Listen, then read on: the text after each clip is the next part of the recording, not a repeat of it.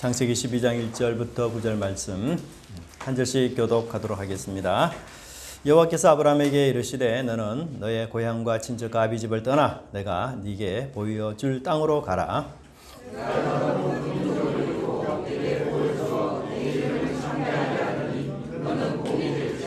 너를 축복하는 자에게는 내가 복을 내리고 너를 저주하는 자에게는 내가 저주하리니 땅의 모든 족속이 너로 말미암아 복을 얻을 것이라 하신지라.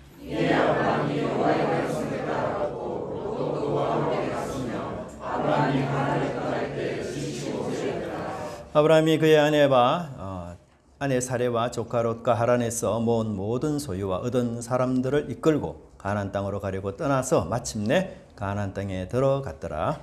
아브라함이 그 땅을 지나 시겜 땅 모에 상수리 나무에 이르니 그때 가나안 사람이 그 땅에 거주하였더라. 여호와께서 아브라함에게 나타나 이르시되 내가 이 땅을 네 자손에게 주리라 하신지라. 자기에게 나타나신 여호와께 그가 그곳에서 제단을 쌓고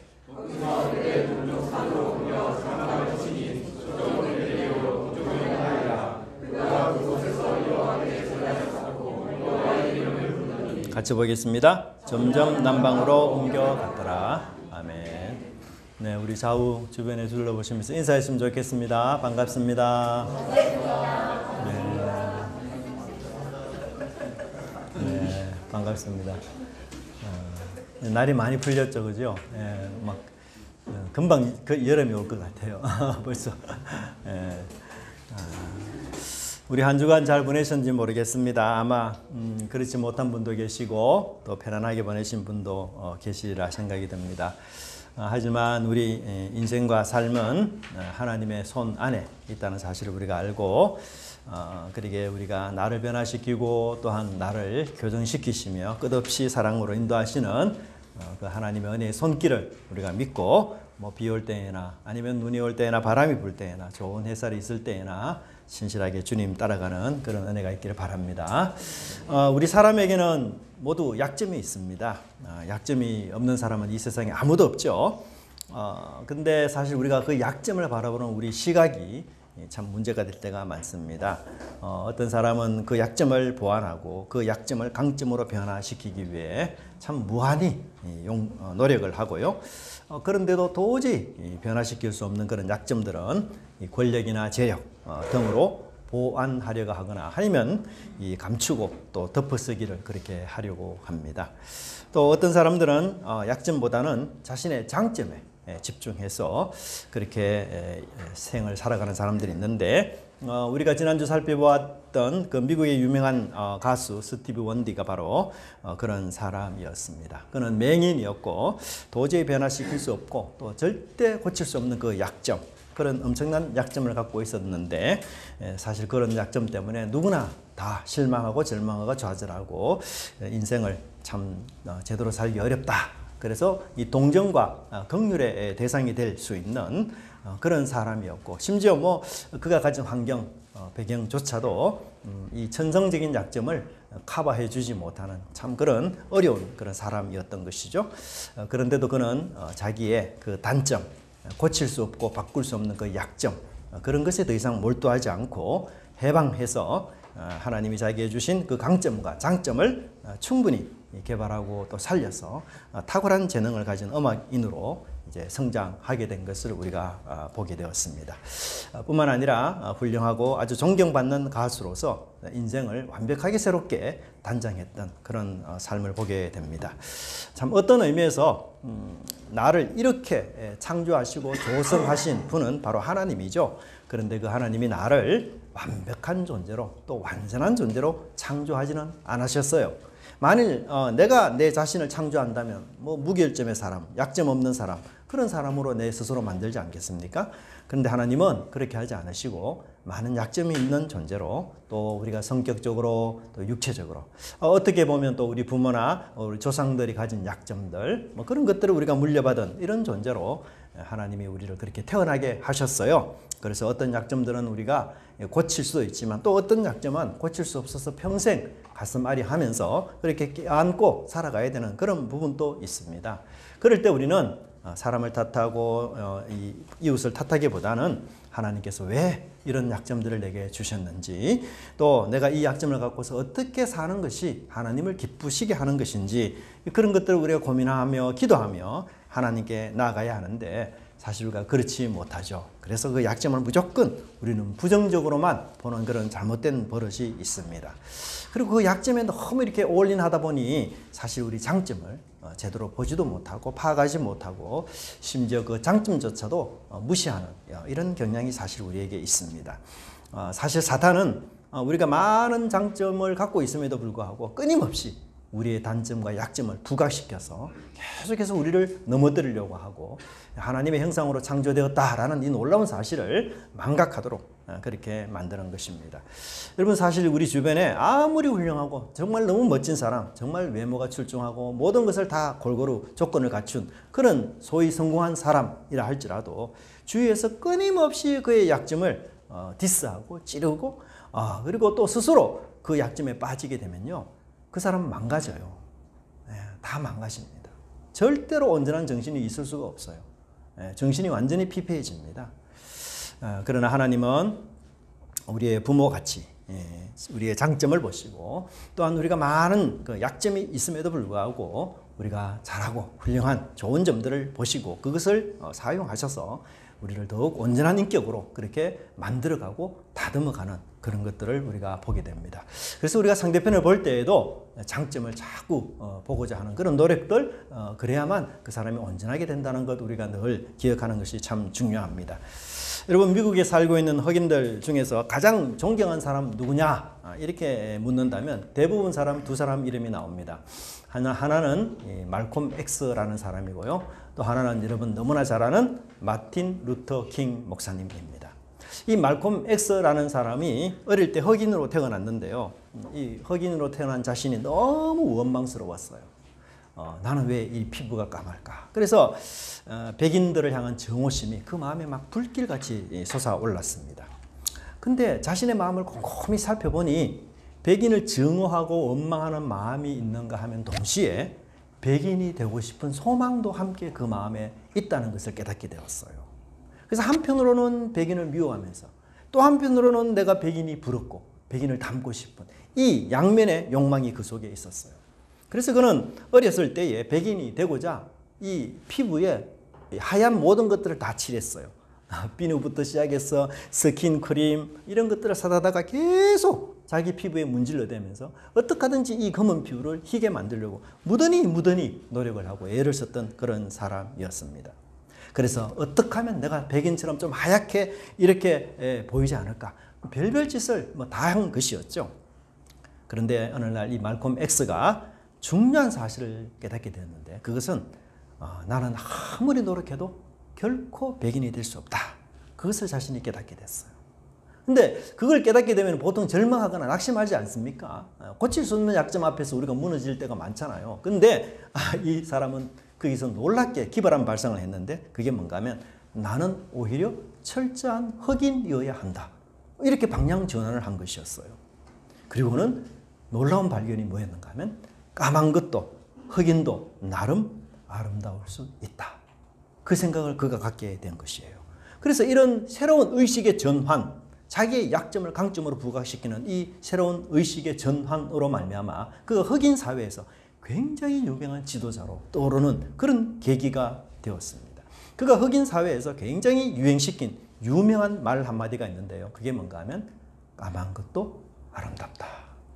네. 까만 것도 아름답다. 네. 옆에 분 우리 한번 인사합시다. 당신도 아름답습니다.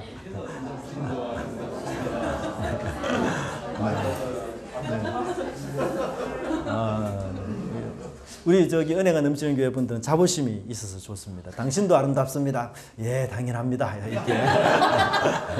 감사합니다. 예, 정말 그런 자부심 필요한 것 같아요.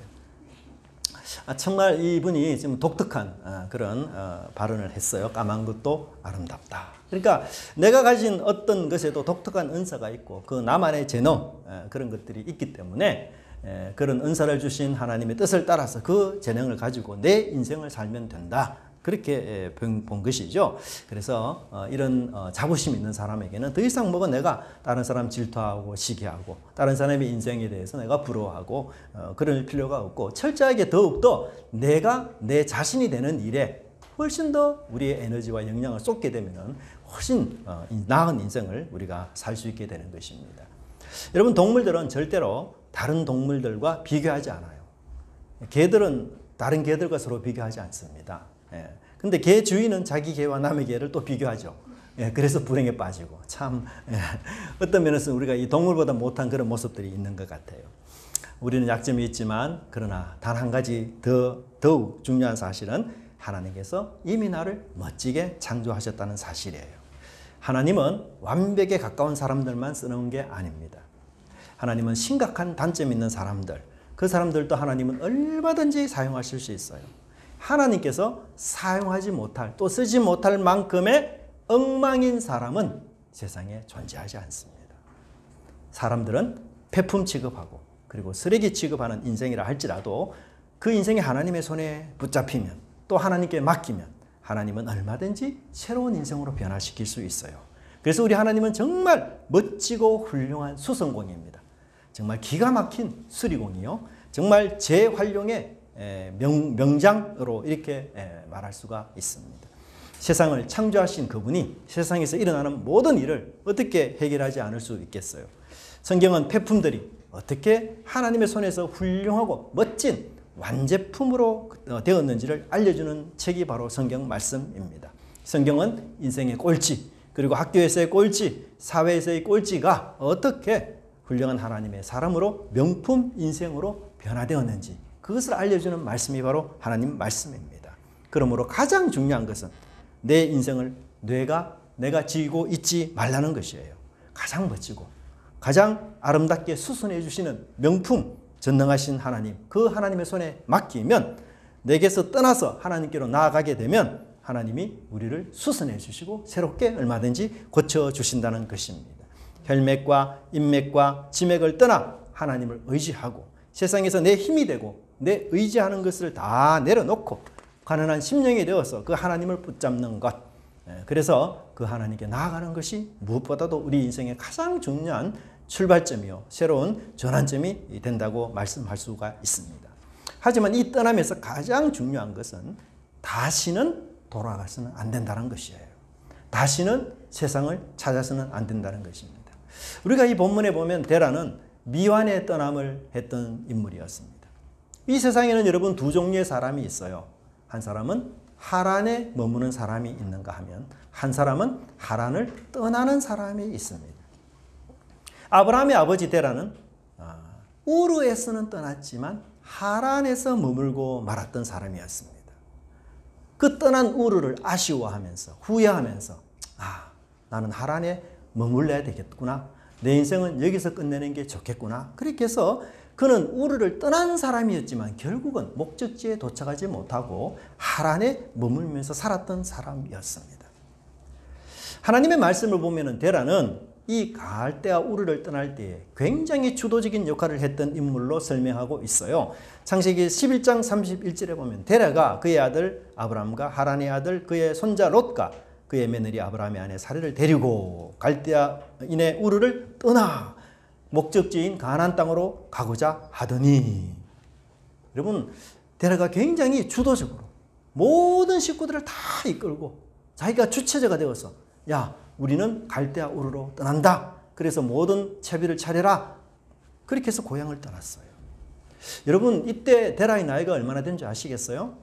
사실 젊은 나이가 아니고 70이 훨씬 넘은 나이입니다. 데라는 70세에 아브라함과 나홀과 하란을 낳았지 않습니까?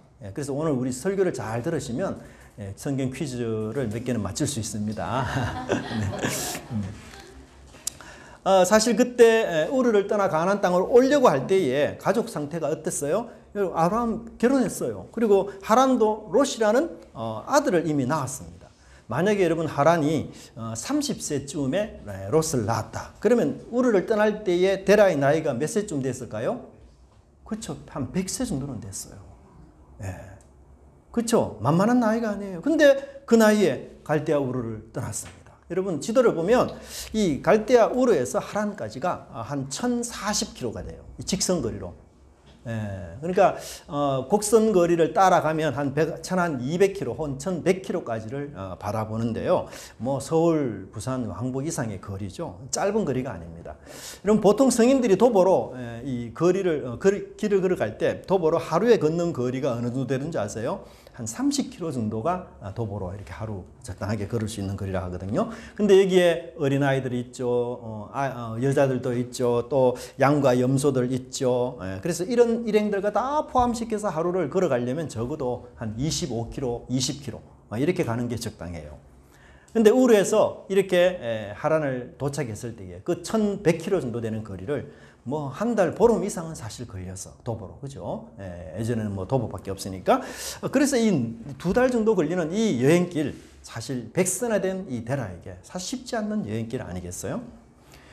그리고 데라가 가려고 했던 그 목적지는 하란이 아니라 가나안 땅이라는 사실을 그가 분명히 알고 있었어요. 그 말은 이 하나님이 아브라함을 부르셨지만 데라도 하나님의 부르심에 대해서 충분히 알고 있었다는 내용이 되고 있습니다. 근데 그가 문제는 하란에 머물고 말았습니다. 참 안타까운 것이죠. 갈대아 우르에는 그가 그렇게 용감하게 결심을 하고 하나님의 부르심을 따라서 그래 내가 이 우르를 떠나 하나님이 나를 부르신 그 가나안 땅으로 나는 가야 되겠다. 그렇게 해서 모든 가족들을 다 모아서 그렇게 선포하고 이제부터 우리 가족은 가나안 땅으로 갈 거다. 모든 채비를 차려라. 그렇게 목적지를 정하고 떠났지 않습니까? 떠나기 전에 친척들, 이웃들, 친구들에게 이별식도 하고 송별식도 다 했겠죠. 근데 그렇게 우르를 떠난 그 용감한 믿음, 그 아무나 쉽게 할 수 없는 그 결심들이 바로 하란에서는 주저앉고 말았다는 사실입니다. 그런 도중에 포기하고 말았습니다. 우르에서의 그 당찬 결심이 하란에서 멈추고 말았습니다. 우르에서의 그 믿음의 용기, 그 소망, 그것이 하란에서 물거품처럼 다 사라지고 말았습니다. 야, 집 떠나니 고생이더라.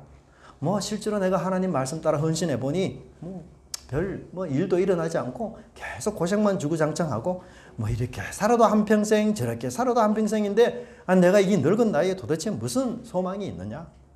내가 뭘 바라보고 이 늙은 나이에 이 고생을 하면서 내가 지금 여행을 하고 있는지. 야, 나의 절정기, 나의 황금시기 다 지나갔어. 내가 왜 괜히 우리를 떠났지? 사람 진짜 그때 돌았는가 미쳤는가? 그런 생각한다는 거예요.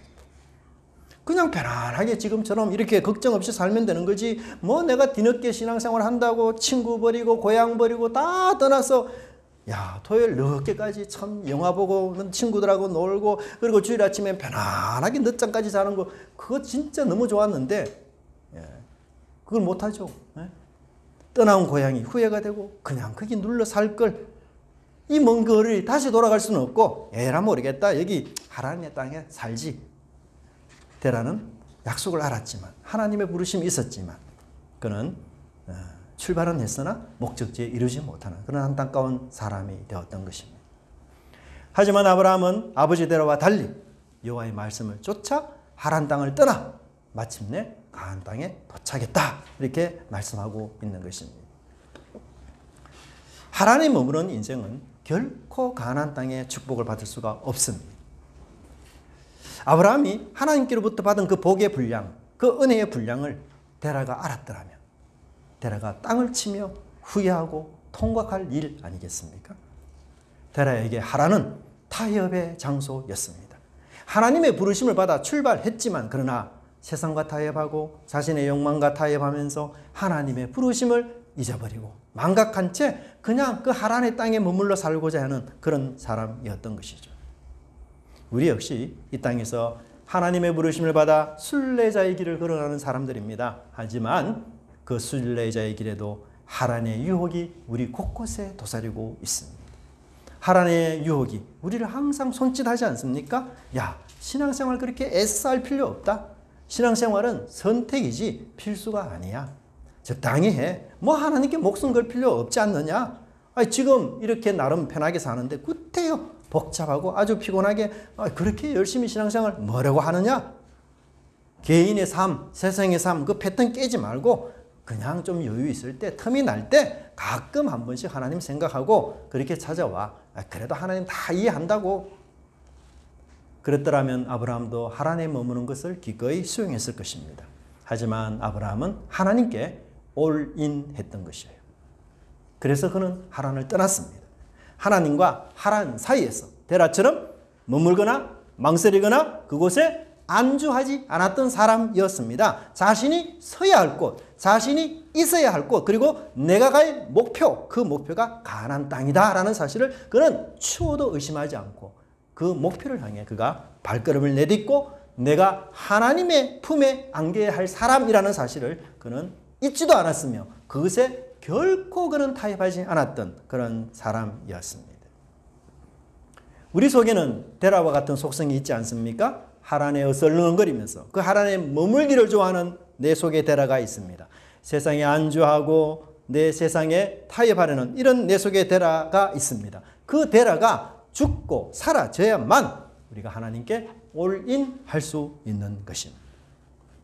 성경은 아브라함이 가나안으로 향할 수 있었던 아주 중요한 계기를 우리에게 다음과 같이 설명해 주고 있습니다. 데라는 나이가 205세가 되어 하란에서 죽었더라. 여호와께서 아브라함에게 이르시되. 여러분, 하나님께서 아브라함을 부르신 시점이 언제라고 합니까? 데라가 205세에 죽고 난 뒤에 하나님께서 아브라함을 다시 부르셨다. 이렇게 이야기하고 있습니다. 즉 아브라함의 재부르심에는 데라의 죽음이 밀접한 연관이 있음을 우리에게 말해주고 있어요. 데라의 죽음이 곧 아브라함이 가나안 땅으로 다시 출발하는 새로운 출발을 하는 계기가 되었다. 동기가 되었다. 그렇게 우리에게 성경을 알려주고 있습니다. 사도행전 7장 4절에서도 데라가 죽은 이후에 아브라함이 가나안 땅으로 이사했다. 그렇게 설명을 해주고 있습니다. 그런데 여러분 이것을 수학적으로 한번 계산해 보셨어요? 제가 이것을 퀴즈로 내려 하다가 또 신학적인 문제다 이런 태클이 올까봐 제가 하지 않았습니다. 여러분 이게 수학적으로 계산해 보면요 안 맞아요. 이때 당시 데라가 안 죽었습니다. 자 보세요. 데라가 70세에 아브라함을 낳았죠. 그리고 아브라함은 가나안 땅에 도착했을 때 나이가 얼마죠? 75세잖아요. 그럼 둘을 더하면 얼마예요? 145세입니다. 그러니까 데라가 지금 몇 세에 죽었어요? 205세에 죽었어요. 그러니까 아직 60세나 남았어요. 안 죽었습니다. 그렇죠? 예? 아브라함을 70세에 낳고 그럼 아브라함은 가나안 땅에 지금 75세에 도착했어요. 그러면 데라의 총 나이가 145세예요. 근데 데라가 지금 죽은 나이가 창세기에서는 몇 세라고 이야기합니까? 205세. 안 맞아요, 수학적으로. 그러니까 이 현실은 뭐예요? 현실은 아버지가 죽지 않는 상태에서 지금 아브라함이 가나안 땅을 떠났다는 겁니다. 놀랍죠? 그런데 왜 창세기 저자와 그리고 사도행전에서는 데라가 죽었다. 아니 데라가 죽지도 않았는데요. 장사되지도 않았는데요. 그 왜 죽지 않는 데라를 그렇게 죽었다? 성경은 왜 이야기할까요? 그 이유는 바로 살아있는 아버지이며 죽지 않는 데라였지만 마치 죽은 것처럼 여기고 아브라함이 떠났다는 사실을 우리에게 이야기해 주고 있어요. 여러분 아브라함은 장남이죠. 장남은 아버지가 돌아가시면 다른 형제들보다 아버지 유산을 몇 배 받습니까? 2배를 받아요. 2배를. 근데 돌아가시지 않는 아버지 떠나면 일절 한 푼의 유산도 못 받습니다. 한 푼의 유산. 그러니까 데라가 죽고 난 뒤에 이 아브라함이 그 데라의 유산의 두 몫을 받아서 챙겨서 떠난 게 아니라 그 유산을 포기하고 하나님이 부르실 때 다시 데라를 죽은 자처럼 여기면서 그렇게 하나님 명령을 순종하며 그 하란을 떠나 가나안 땅 목적지에 도착했다. 그렇게 설명해 주고 있는 것입니다. 사실 여러분 이 본문의 말씀을 보면 우리가 이 아브라함의 갈등을 충분히 이해할 수 있지 않겠어요? 야, 아버지 재산 두목 받아서 조금 더 기다렸다가 연로하신 아버지 돌아가시면 그때 그 두목 챙겨서 유산 챙겨서 가나안 땅 가도 되는데 하나님 또 부르시니까 아버지를 죽은 자처럼 여기고 자신 유산 다 포기하고 그렇게 왔구나. 그래서 아브라함의 믿음이 값진 것이에요. 아브라함은 데라의 유산을 포기하고 하나님의 유산을 선택했던 자였습니다. 이 땅의 유산을 포기하고 하늘 유산을 선택했던 것이었고 제한적인 유산을 포기하고 무한의 유산을 선택했으며 세상에만 존재하는 유산을 포기하고 영원히 존재하는 유산을 아브라함이 선택했던 것이었습니다. 과연 누가 이런 선택을 한 아브라함 어리석다고 할 수 있겠어요? 정말 어리석은 자는 누구입니까? 진정 손해보는 인생을 살았던 사람은 누구인가요? 여러분, 우리 결혼은 상대방에게 올인하는 거 아니에요? 그래서 결혼하기 전에 사귀었던 그 상대가 있다면 싹 다 정리하는 거죠.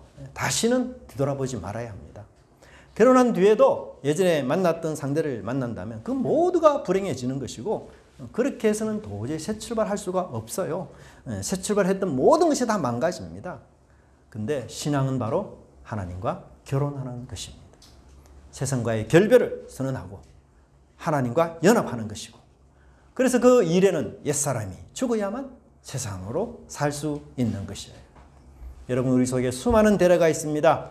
하나님 머물고 싶은 데라, 세상의 쾌락과 욕망과 즐거움에 취해 살고 싶은 데라, 내 꿈과 소망을 이루어주겠다고 속삭이는 세상의 거짓 유혹에 빠져드는 데라, 주변 사람들에게 내가 성공한 사람으로, 잘난 사람으로 의시되고 싶은 그 데라, 그것이 우리 속에 수없이 많이 있는 것이죠.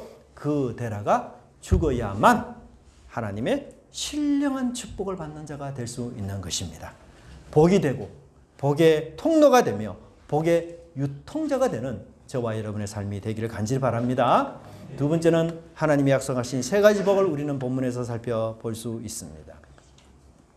하나님은 이 본문 속에서 내가 너로 큰 민족을 이루고 내 이름을 창대하게 하며 복의 유통자가 되겠다, 그렇게 말씀해 주셨어요. 여기 하나님을 뜻하는 1인칭 주어가 모두 5번이나 사용되고 있습니다. 내가 너로 큰 민족을 이루고 내가 너를 축복하고 내가 너의 이름을 창대케 하겠다. 내가. 그리고 이 복이라는 말이 여러분 얼마나 자주 나오는지, 우리 본문에는 한글에는 4번이 나오지만 원문에는 정확하게 이게 또 한 5번 나와요. 5번의 내가와 5번의 복, 이게 연결이 돼요. 그 말은 무슨 말인가? 오직 하나님만이 복의 근원자요, 복의 출처라는 사실을 우리에게 알려주고 있습니다. 이 복은 다른 누가 줄 수 있는 게 결코 아니고 오직 하나님만 이 복의 근원자가 되시고 주실 수 있는 것이라는 것을 말해주고 있습니다. 첫째 우리가 살펴볼 내용은 하나님은 민족을 주겠다고 약속하셨어요. 여러분, 75세가 되었어요. 자식이 없는 아브라함입니다. 하나님 뻥치는 겁니까? 말 안 되는 얘기 아니에요. 상식적으로 이해되지 않는 축복입니다. 여러분, 대가족도 아닌 민족을 주겠다니, 나라를 주겠다니. 아니, 이 당시 자손이 없는 아브라함이 가진 유일한 꿈이 뭐겠어요? 그냥 자신 몇 명 낳고 그냥 양육해서 그냥 간단하게 우리 대가족 한번 거느려 보는 것, 그것이 여러분 아브라함이 꿀 수 있는 최고의 꿈이었고 최대의 꿈이었어요. 최대의 희망이었고 최대의 소망이었습니다. 그런데 하나님은 그 아브라함의 꿈을 꾸고 있는 그 최고 최대의 꿈을 넘어서서 대가족이 아니라 뭘 주겠다고요? 민족을 주겠다고, 나라를 주겠다고 하나님 그렇게 말씀하시겠습니다. 아브라함의 생전에는 이 꿈을 이루는 것을 보지 못했지만 결국 아브라함의 후손은 야곱의 12아들을 통해서 마침내 이스라엘이라는 민족, 그리고 그 나라를 이루게 되었던 것이에요. 여러분, 이것은 세계 역사에서 유례가 없는 하나님의 작품입니다. 하나님의 역사입니다. 하나님은 아브라함을 통해서 하나님 나라를 세우려고 하셨고, 이제 그 하나님 나라의 시조가 바로 아브라함이 되도록 하나님 그렇게 부르신 것입니다. 여러분 가정에서도, 여러분 가문에서도 믿음의 시조가 될 수가 있습니다. 그 은혜와 그 은택을 놓치지 마시기 바랍니다. 그 믿음의 시조가 되는 은혜를 하나님 여러분들에게 주시고 또 여러분들이 그것을 바라보는 은혜가 있기를 간절히 바랍니다. 두 번째, 하나님은 이름을 창대하게 해주겠다고 약속하셨습니다. 여러분, 오늘날도 그렇지만 고대 사람들에게도 이 후손들에게 자기 이름을 남기는 것, 명예죠. 그것을 굉장히 중요하게 생각했어요. 그래서 명예에 의해서 죽고 명예에 따라 산다, 이렇게 말해도 과언이 아닐 정도였습니다. 명예와 반대되는 말이 뭡니까? 수치예요. 그래서 여러분, 이 구약 성경 안에는 수치를 당한 일을 굉장히 나쁘게 생각합니다. 우리는 오늘 우리 사회에서는 너무 개인주의가 많기 때문에 뭐 좀 수치 당해도 그 크게 문제가 안 되지만, 고대 근동에서 이 명예에 반대되는 수치가 가장 악한 형벌 정도였습니다. 그래서 사람들은 그 수치 받는 것을 극도로 싫어했어요. 특별히 창대하는 복은 여러분 어떤 상황에서 이루어지는가 하면 전쟁에서 승리할 때, 그때 유명해져요. 우리 이순신 장군도 일본과의 전쟁에서 승리함으로써 굉장히 유명해졌죠. 젊은 다윗이 골리앗을 무찔렀습니다. 그리고는 일약 유명 인사가 되었어요. 그 나라의 사울 왕보다도 심지어 더한 명예와 인기를 누리게 됐죠. 순간적으로 네이버 검색 1위로 유명한 이름이 되어버린 것입니다. 사울이 죽인 자는 천천히요, 다윗은 만만이다. 아브라함도 자기 집에서 기른 사병 몇 명이죠? 318명을 데리고, 오늘 성경 퀴즈에 나올지도 모릅니다. 롯을 구원하기 위해서 내 왕국의 동맹군과 싸워서 크게 승리한 기사가 나오지 않습니까? 그 승리는 바로 하나님이 주신 거죠. 또한 그 전쟁의 승리를 통해서 야, 아브라함은 구원자구나, 아브라함은 승리자구나, 아브라함이 저렇게 유명한 내 나라의 동맹국과 싸워 이기다니, 야, 정말 놀라운 사람이구나. 아브라함의 유명성이 일약 그냥 급부상하게 돼요. 여러분, 고대나 오늘날 시대나요, 전쟁에서 승리하면 그게 굉장한 유명 이름으로 되어버립니다. 특별히 창세기 14장 4절을 여러분 보시면 바벨탑을 쌓았던 사람들의 열망 중 하나가 뭐였습니까? 바로 자기 이름을 내는 것이었어요. 유명해지는 것이었습니다. 어떻게 해서 유명해지는 겁니까? 하늘 길을 만드는 사람, 하늘 길로 가는 과학과 기술력이 있다면 유명해지는 거예요. 오늘날도 마찬가지죠.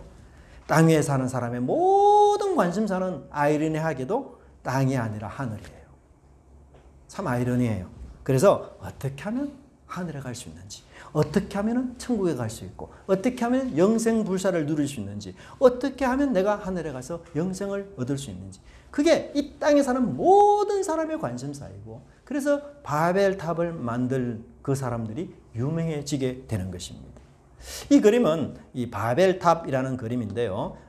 피터러 뷰르헬이라는 사람이 그린 그림이에요. 실제로 바벨탑을 이런 식으로 건축되지는 않았습니다. 근데 하나의 상상화라고 할 수 있는데, 이 사람이 이 그림에 대한 굉장히 중요한 특징이 뭐냐 하면 오만한 인간을 난쟁이로 그린 것이에요. 그들의 움직임을 마치 개미가 무리지어서 바쁘게 움직이고 활동하는 것처럼 보이도록 이렇게 한 그림이 바로 이 사람의 그림의 특징입니다. 여러분, 우리 길 가다가 가끔 개미들이 우리 발밑에 돌아다니는 거 보지 않습니까? 근데 그 개미가 이루어놓은 어떤 문명도, 어떤 업적도 인간이 보기에는 어때요? 감탄할 만한 게 하나도 없습니다. 다 초라한 것이죠. 눈에 들어오지 않습니다. 근데 인간이 자랑하는 이 바벨탑이 바로 하나님의 눈에 보기에는 마치 개미가 이루어놓은 업적처럼 그렇게 보잘것없고 초라하게 보인다라는 사실을 이 화가가 그리고 싶어 했던 것이에요. 여러분, 하늘길을 인간들이 연구하고 노력한다고 해서 갈 수 있는 게 결코 아니에요. 하늘길은 오직 누구만 주시는 겁니까? 하나님의 은혜로만 들어갈 수 있는 것이에요. 그래서 과거 하늘길을 탐구하던 바벨탑은 실패로 끝나고 그 여파로 혼란과 혼돈의 구덩이에 빠진 것처럼 오늘날도 수없이 많은 사람들이 어떻게 하면 하늘길을 갈 수 있을까를 노력하고 그렇게 시도하지만 모두 철저하게 실패로 끝나고 그 실패의 후유증은 많은 사람들에게 상처와 실망과 좌절과 죽음으로 이르게 되는 것을 보게 됩니다. 유명해지려고 하면 혼돈이라는 열매를 거두게 되지만 하나님께 내 인생을 맡기는 사람에게는 유명이라는 열매를 거두게 하나님 하시는 것입니다. 왜요? 존귀와 명예의 복은 누구에게만 있습니까? 하나님께만 있기 때문에 그런 것이에요. 명예와 존귀의 복은 인간의 것이 아닙니다. 하나님을 높일 때 하나님이 그를 높여주시는 것입니다. 세 번째는 하나님이 우리에게 복의 유통자가 되게 해주겠다라고 말씀해주고 있는 것을 보게 됩니다. 여러분, 하나님이 아브라함과 했던 이 복과 관련된 약속들을 자세히 살펴보면 너무너무 재밌는 게 나오는데요. 그게 뭔가 하면 처음에는 내가 너에게 복을 주겠다. 그래서 복이 있는 자로 만들어 주겠다. 이렇게 약속하셨어요. 근데 하나님은 이 단계에 머물지 않아요. 그 다음 단계가 뭡니까? 너는 복이 될 것이다. 복이 있는 사람과 복이 될 것이다. 굉장히 중요한 차이가 있죠? 예.